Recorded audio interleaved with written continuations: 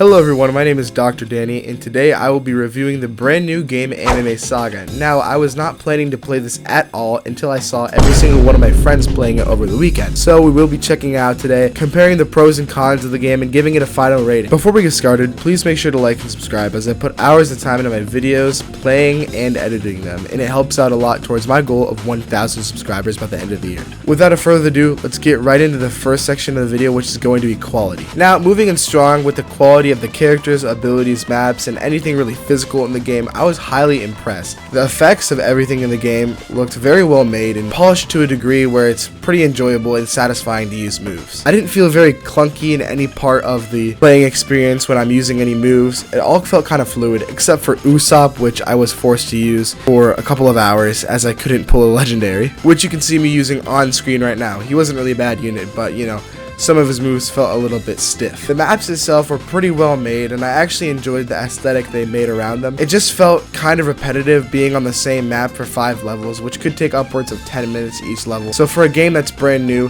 we weren't getting off very strong for the repetitiveness, but it's something I can get over, I'm sure. Now, quality will be the shortest section, but before I move on, I do want to talk to some degree about the moves, because I was very impressed once again with every move that there was in this game and how everything felt well designed. You could tell even the rare and epic units had well thought out moves and abilities for when the developers were making them, and they didn't just slap some stupid thing together so that they could have someone use them if they needed to, but instead each character had their own unique skill set. And I guess the best way to put this without repeating myself is that the abilities didn't look stupid, right? They actually made them look like they're doing something. And the best way I can compare this is to tower defense games when they give you rare units at the start and the rare units kind of just punch the air and don't actually do anything. I was just happy that I was able to use a lower level character and have them still feel like they're doing damage. Now, unfortunately for this game, it only goes downhill from here, as we're going to start talking about the content in this game. Think of the most unpolished game that you can think of, with almost zero content in just a base storyline,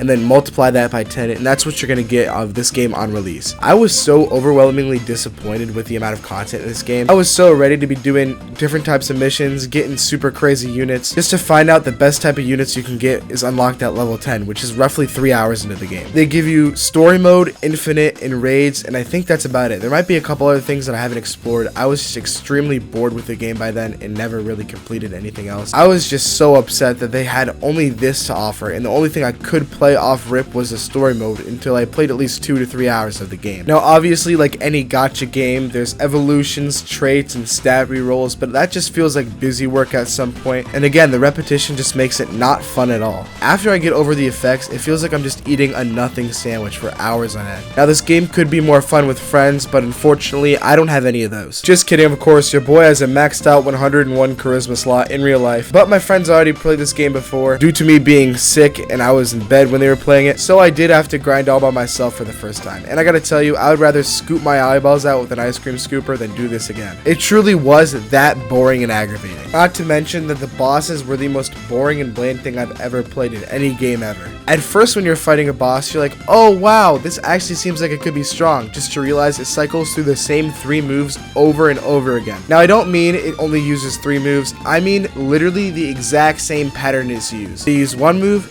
the second, the third, and then they go back to the first move. There's no variation. They have no AI to detect how far away the person is from the boss. They just spam the same 3 moves over and over again. Also, if you're not playing with a second person or anybody else, they have an ungodly amount of HP. It took me upwards of 8 to 10 minutes to kill one boss. Now, maybe that's just because I have poor luck, but I also enjoy complaining, so I'm just gonna say what I want to say, you know? Now, I'm gonna move on to the final topic, and that's going to be replayability. I want to talk about replayability because I feel with any new modern Roblox game, replayability is one of the most important things to keep your game alive. Now, there's a little bit of replayability in this game. You can obviously roll for traits and stats on your characters. You can collect new characters, which there's not a whole lot of, but that's really about it. And once you get all the characters, once you evolve everything, you can't really do much until they add a new update, which I'm hoping is soon, for the sake of their game, because I am never playing this again. Even though there is some replayability, it doesn't hold a candle to any modern Roblox game worth its salt, so don't expect to get more than about 24 hours out of this game in terms of content wise. Because once again, there is a story mode in the raids and the infinity, but